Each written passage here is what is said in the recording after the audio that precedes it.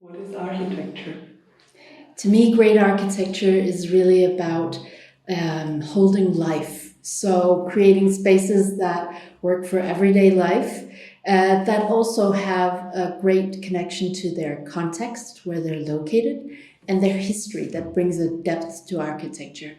And of course, in these days, building responsibly, building to climate, to circularity, those three factors together for me form great architecture.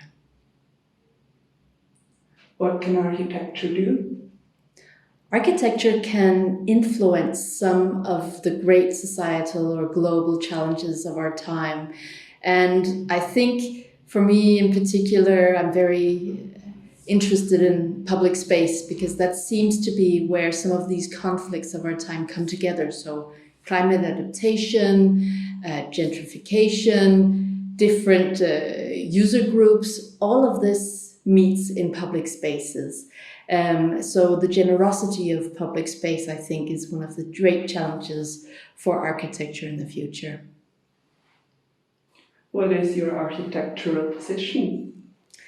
I'm the city architect of Copenhagen, and as such, I stand between practice and politics. So I'm not a practicing architect anymore, but I'd like to say I'm more of an orchestra leader because I am curating or helping to navigate all of the different actors that help together to form a city. So from the private side, the private practitioners and the developers, but also the municipal staff.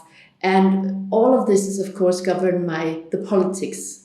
And I help, one of my greatest jobs is to help to translate, to communicate the ambitions of our politics and help to give them shape. What is your design method? Well, in order to really communicate the politics, I think my greatest method is both being analytical and communicating. So, and looking at evaluating what have we built, is it good enough? What do we need to build in the future, and how do we get to these futures?